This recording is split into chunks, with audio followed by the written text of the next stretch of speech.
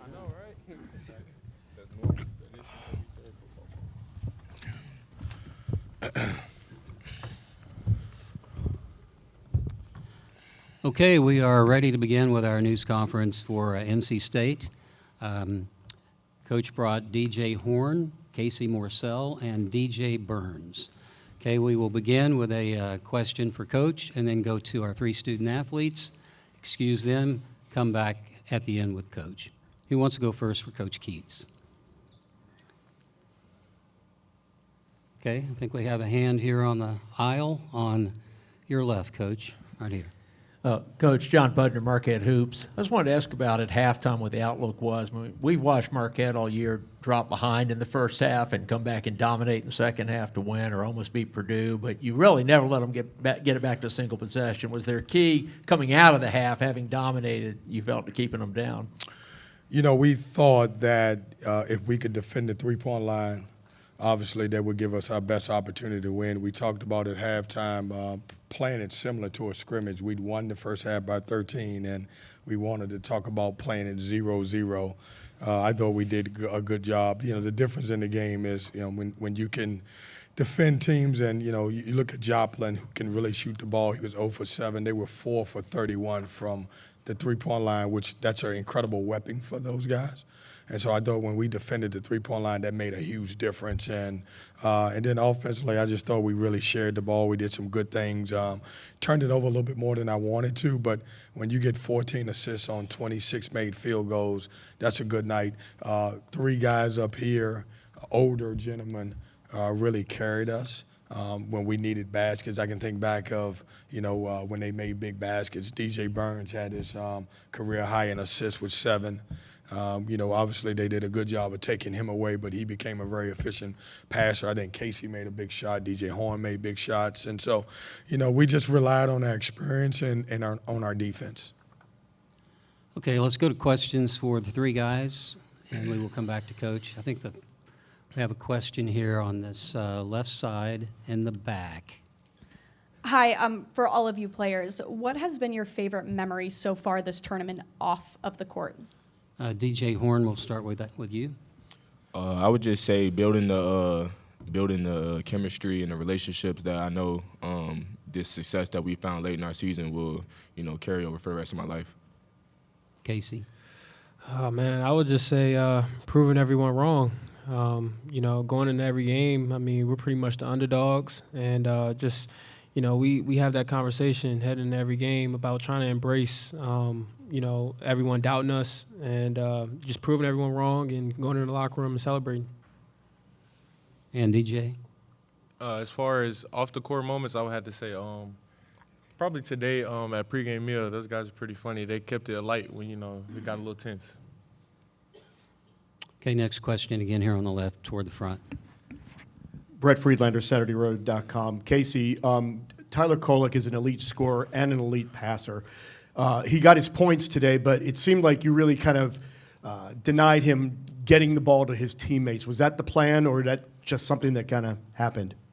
Yeah, you know, he's, you know, they need him to get going in order for them to be very successful. And, you know, he had a pretty good scoring night, but trying to hold him below his assist average was something that at least tried to prioritize. Let's move toward the right now for the next question.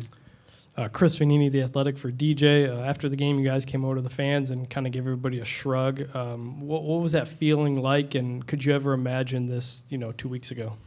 Oh, man.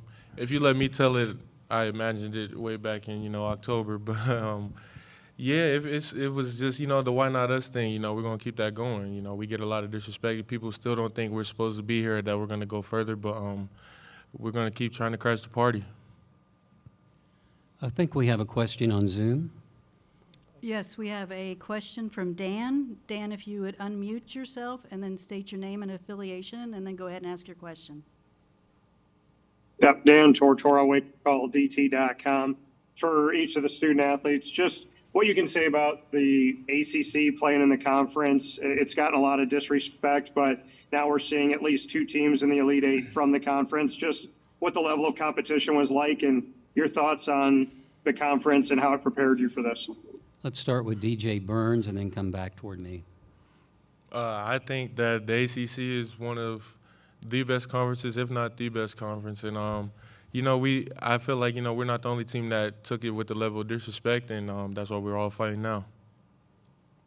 Casey? Yeah, I agree. It 100% prepares you, even from a physicality standpoint. We're prepared just for a lot of different things that teams throw at us, whether it be super fast, super slow, and that's kind of what has been a major key for us to adapt with different things that the game presents. And DJ? Yeah, I agree as well. The ACC is a great conference, and I just believe that, we come into the arena, put our pants on the same way they put their pants on. So, like I said from the jump, why not us? Closing questions for our student athletes, and I will go in the back on the right. Thank you very much. Steve Foster, ESPN San Antonio. When I was a little kid, y'all made me cry because you beat the University of Houston. Has your coach now given you any background about that game that happened about 40 years ago and the fact that that matchup could happen again on Sunday? Anybody you want to answer that? I can answer it, no. No, because we take one game at a time. It's two great teams that's going to play here in a little bit, and we don't know who's going to win the game. Would you give them some background if that in fact happened? Possibly. But some of the conversations that I have, you guys are not privy to. That's why we're here.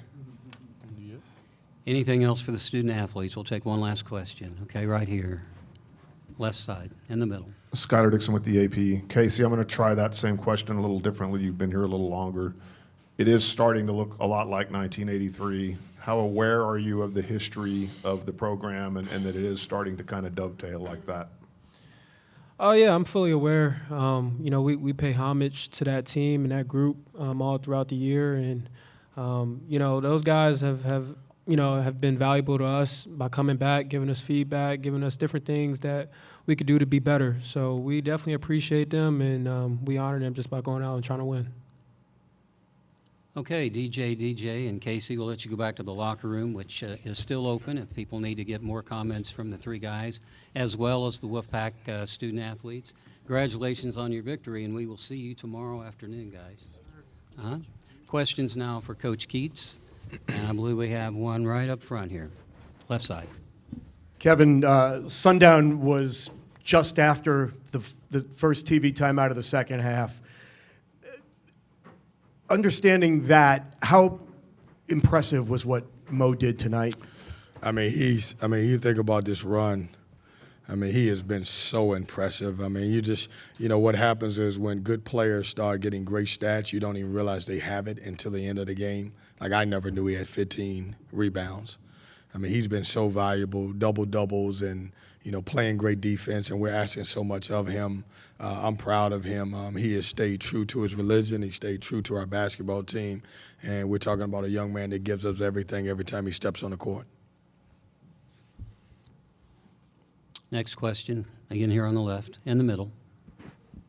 Skylar Dixon with the AP. Kevin, again, similarly along the 83 thing, I know it doesn't want to be a big history lesson, but how aware have you been of that as this run has continued, and what will those conversations be like over the next couple of days? Yeah, I think every team has to, create their own path.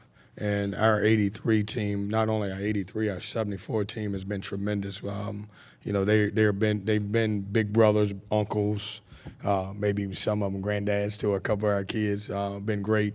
But we don't have to talk about that history now, because we celebrated the entire time. It's been talked about since I've been here, and it's going to be talked about, as long as we ever going to remember. So it's not one of those things where we got to point to it and say, here's what happened in 83, here's what happened in 74.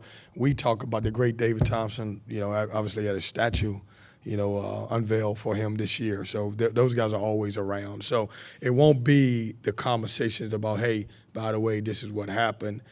It'll be more so, hey, your big brothers, your uncles, this is what they've done before, and because we've celebrated it the entire time. Coach, we'll go to your right now. Chris Vanino with The Athletic. DJ's second foul that got overturned after the review, what was your understanding of what happened there? Hey, I'm so glad they did that. You know, we're a pressing team, and we trap all the time. And every time he was in the cylinder, he was too close to him. And so it's a new rule that we get called all the time because we trap. And basically, they called him in the cylinder, meaning he was too close. And we were doing all of this. I'm just glad they went to the monitor. It's the right call. Any call that went our way was the right call tonight. I think it was big. I think it was a huge call, but it was the right call. Other questions now for Coach? I don't think I see any hands. None? Okay, Coach, Thanks, guys. congratulations. Thank you for being here. We'll see you tomorrow as well. Thank you.